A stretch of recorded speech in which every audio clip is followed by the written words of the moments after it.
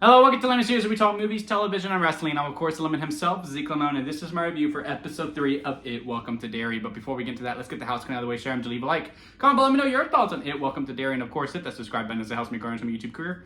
I would greatly appreciate it. Now, all that out of the way, let's get into it, shall we? So, I thought this episode was easily the best episode of the series so far. Now, granted, there is only 3. But literally, as soon as the episode ended, and I said this on my immediate reaction on TikTok as well, is that when the credits rolled, I was like, that's it?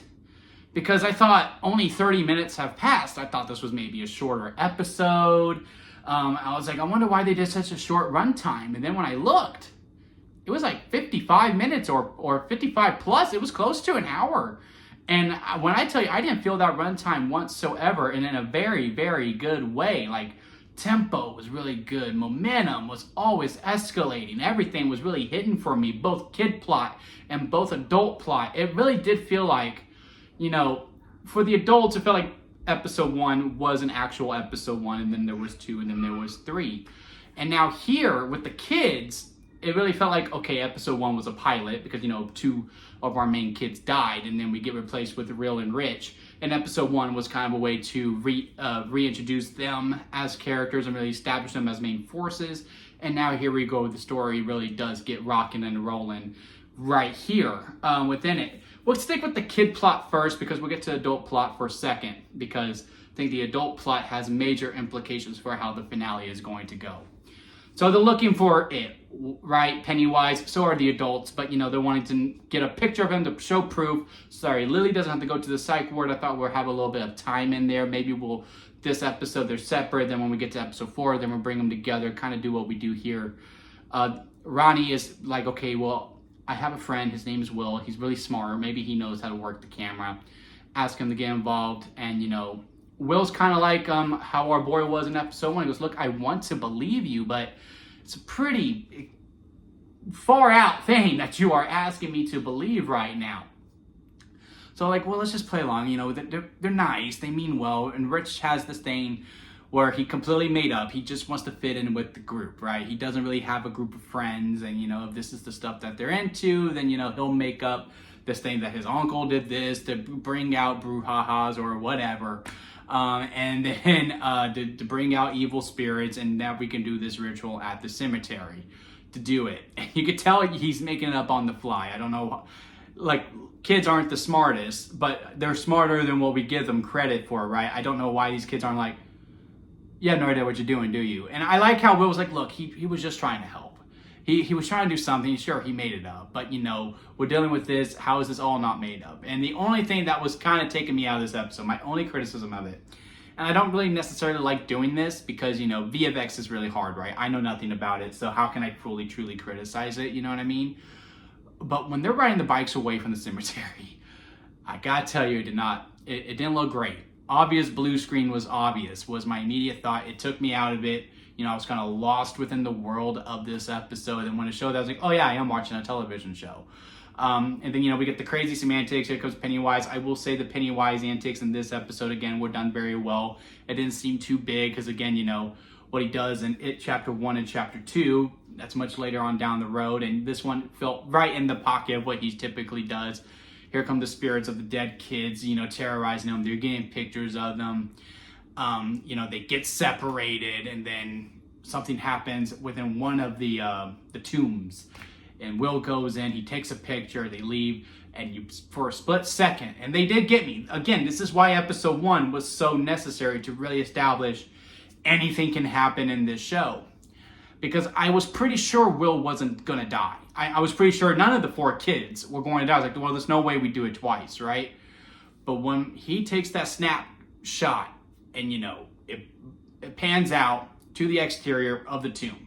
Then we cut to the other 3 kids, and like, Will's Will, he was right behind me. And they're looking, and it's silent, and man, I'm actually getting goosebumps thinking about how I was thinking. I was like, there's no way. Like, they actually got me to buy in for a split second, even though, again, I didn't really fully believe that they were going to kill off one of the kids. Again, that's why episode 1 was so crucial. This is because, you actually established stakes. I was like, nah, but maybe, you know what I mean? And for that, I do commend the show for doing that. He gets back, guy goes, I should have believed you. Damn right you should have. Oh, I forgot to put Pennywise in the background. here. Well, there's episode 5, right?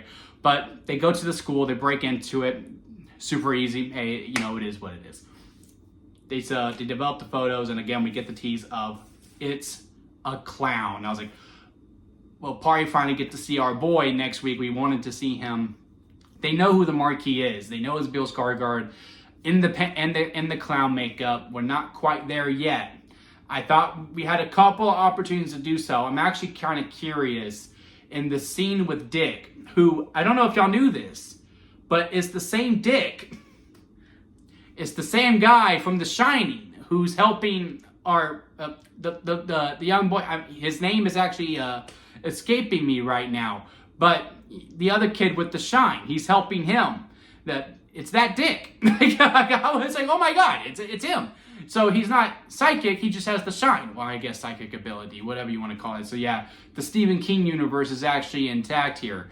But yeah, they like, oh my god, it's a clown. And then when he's doing his shine, if you will, and he goes into the sewers, and we get the whole reenactment. You have the Pennywise circus tent up, the floating kids up in the air. His mom, was it his mom who was up in the floating up there? But yeah, it comes down, and I do wonder if that was Bill Skarsgård's voice. I'm not sure quite yet, but we got a couple of teases there.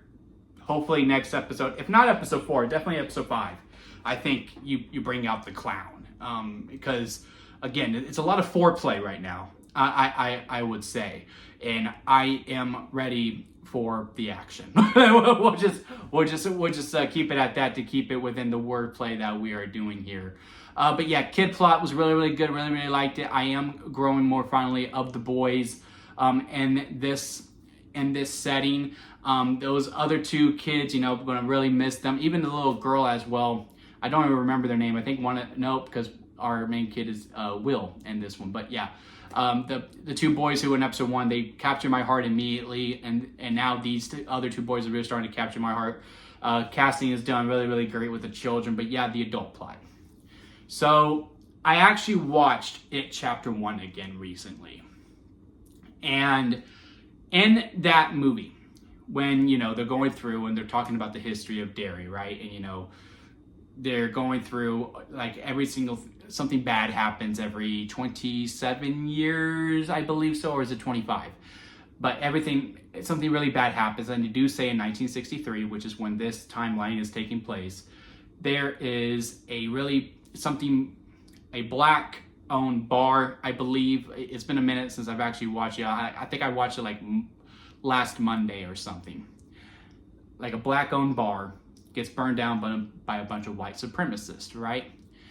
And I am now on the hunt looking for that, because again, this takes place in 1963. There is a big representation of, the segregation, of, our major and his family moving in. All the white neighbors are kind of looking at him funky. We get it again here in this episode. Dick being at the bar with his friends. They have all these bad interiors. Like in this episode, they were playing cards, and then the roof caved in on him, and now he's asking, hey, could you get us a place where we can actually feel more welcome? And now I'm thinking maybe that's when that bar or this building gets opened up, and I think the finale is going to be that thing, because you know what I said in episode 1, the bad part of this show is that we know how this ends, and we kind of know who makes it out. At first, I thought no one was going to make it out, but now we know Dick is at least going to make it out, because he doesn't die until we get to The Shining, right? But I don't think any of the kids are going to make it at the end. I also don't think most of the adults are going to make it at the end. Now, with how this cold open is, and how we establish this with, even further back with our general and Rose, who is the owner of the antique shop that people go to, and how they had an encounter with Pennywise and they made out, that kind of gives me some hope to, again, just establish that 1% for me, that these kids can make it out, or these adults can make it out, that I do enjoy to watch. But the thing is, Pennywise has to win in the end. It has to win in the end, because again, he doesn't lose, he doesn't die until It Chapter 2, which is in the future. So if you're going to do these different timelines when it's starting to run amok, then he has to win every single time. So, and if that's where, it's going to correlate because, again, this guy, Dick, you know, he's the one who's on the hunt for it. Everyone is looking for it. The general, this is like part of his plan, is that he wants to take it down. He's going to lose, right? But everything we did with the adult plot was pretty good too. You know, the whole flashback, that was really good. Flying over with the helicopter. I will say, you know, if you're going to give the orders of like, just go wherever he goes, don't question him. Now, when he gets up and he opens the hatchet, yes, you pull him out and then you go, okay, no, we need to do something. I like everything with the dinner scene as well. That was pretty good. How, you know, Dick's just going, you don't like it here, do you? And the wife's like, no, it's fine. But yeah, you know, I do miss home and all that. And even the porch scene between our major and Dick, when, you know, they're talking, he goes, look, don't get in my head again. I felt you in me. Well, you weren't scared at all. So this is not a man I want to mess with. So, you know, you don't have to worry about that. You know, I never told you about my son. Please don't get in my head again. I really like that dynamic as well. They seem like a friendship that could really be built as it gets progressed. Again, everything we did with Rose and General, I don't remember his name, but, you know, that whole cold open, when, you know, I was like, oh, we're going to see the origins of when Pennywise is created. And then everything we did in the forest was pretty good too with the old man. I thought that was done pretty well. Again, really, it makes more consistency with what it does later on within the movies as well. As far as chapter 1 goes. Chapter 2, I know he gets more beefier and stronger, but, you know, I feel, you get what I'm trying to say. But yeah, I really liked everything we did with that. Again, just establishing that 1%. Okay, so these kids made it out, and now they're adults, and now they kind of know where everything's going. So if they can make it out, then maybe our kids can make it out. Maybe one of our adults can make it out. Again, just establishing that 1% of hope. But most of our main characters are going to die in the end. And it's just, again, getting worried. You know, I'm just like, man, I'm starting to really like all of them. I'm starting to get pretty attached. And again, it just flew by. And I had a really good time with this episode. I love everything that we're doing within it. I feel like the horror was really good. I feel like the drama was really good too. I also love everything that we're building up as we're moving forward within the show and seeing where we can be progressed. But yeah, we got 6 weeks left after this? No, 5, because I do believe it's 8 episodes. Correct me if I'm wrong in the comic section.